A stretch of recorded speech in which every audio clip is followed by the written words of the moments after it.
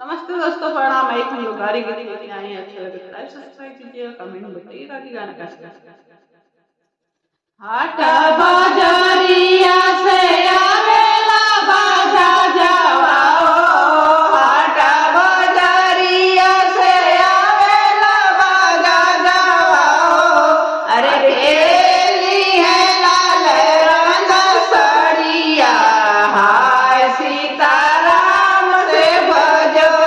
अरे केली है लाल रंग साड़िया, हाय सीताराम से भजो।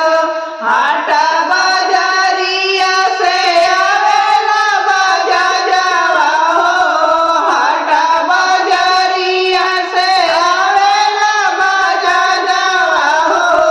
अरे नाम लेवे लाल रंग साड़िया, हाय सीताराम से भजो।